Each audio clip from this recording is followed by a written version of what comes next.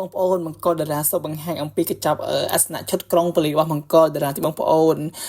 ណាឈុតក្រុងប៉ូលីសនោះក្រៅគឺធំខ្លាំងណាស់បងប្អូននិយាយមែនបងនិយាយទៅបងមើលនៅក្នុងវីដេអូអញ្ចឹងបងអត់សូវដឹងមែនទេបងអត់សូវឃើញញៀងធំប្រហែលទេបងនៅខាងក្រៅគឺធំខ្លាំងហ្មងចាក់ស្ដែងបងជ័យមើលលោកគ្រូអាចារ្យគាត់ចូលឲ្យធៀបជាមួយនឹងអាសនៈគឺធំខ្លាំងមែនទេបងប្អូនហើយបងប្អូនហើយហ្វុងពិធីរបស់គាត់5-10 ម៉ែត្រដាក់លើហ្នឹងគឺឡើងចង់ពេញហ្មងបងប្អូនហើយកម្ពស់គាត់ខ្ពស់ណាស់ដាក់ឡើងតល់តបងឃើញស្រាប់ហើយឡើងតល់អញ្ចឹងហ្មងនិយាយទៅបង្កតារាបងប្អូនហើយមិនថាកញ្ចប់អាសនៈក្រុងប៉ូលីសកញ្ចប់អីទេគឺលេងមកគឺធំអញ្ចឹងហ្មងបងប្អូនហើយនិយាយទៅបងប្អូនដែរស្រឡាញ់ជុតធំ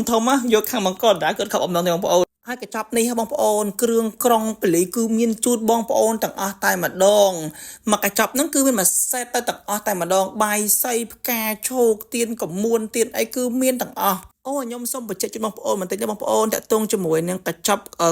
ក្រុងប៉ូលីសរបស់មង្គលតារាគឺខាងមង្គលតារាគឺប្រើទៀនកមួនចំតែម្ដងអញ្ចឹងបងប្អូនទៀនកមួនចំតម្លៃខ្ពស់ណាបងប្អូនដឹងស្រាប់ហើយខុសពីទៀនធម្មតា1គីឡូតែប្រហែលពាន់ទេតែទៀនកមួនចំតម្លៃខ្ពស់ខ្លាំងមកបងប្អូននិយាយទៅអ្នកដែលគាត់ស្គាល់ទៀនកមួនគាត់ដឹងថាតម្លៃបែបណាហើយនៅក្នុងកម្មវិធីក្រុងប៉ូលីសហ្នឹងទៀនកមួនប្រើចូលអស់1គីឡូកន្លះបងប្អូនហើយតើតងជាមួយនឹងផ្កាឈូកដោតនៅលើគ្រឿងរំដាប់ក្រុងប៉ូលីហ្នឹងមង្គលតារាគឺអត់ប្រើផ្កាឈូកមួយតួងទេគឺប្រើ3តួងតែម្ដងបងប្អូននិយាយទៅបងប្អូនផ្កាឈូកប្រើនៅក្នុងមួយឈុតក្រុងប៉ូលីហ្នឹងចូលរហូតដល់300ដើមឬក៏300ដើមតួងជាងបងប្អូននេះគឺផ្កាឈូកណាហើយខ្ញុំសូមឲ្យស្មោះតែម្ដងបងប្អូន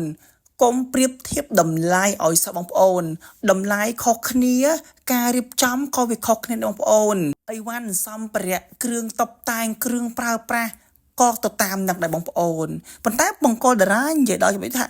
តិចមង្គលតារាក៏ចាប់នឹងថ្លៃទៅមង្គលតារាតម្លៃគឺមិនដែរថ្លៃទេបងប្អូនហើយក៏មិនថោកដែរបញ្ជាក់បងប្អូនកន្លែងហ្នឹងច្បាស់តម្លៃរបស់មង្គលតារាគឺនៅកណ្ដាលមិនថ្លៃក៏មិនថោកគឺបងប្អូនអរគ្នាអាចទទួលយកបានមានកម្មវិធីមង្គលការកុំភ្លេចដល់បងប្អូនអរគ្នាទទួលជាមួយនឹងខាងមង្គលតារាមានគ្រប់កញ្ចប់សេវាកម្មទាំងអស់តែម្ដង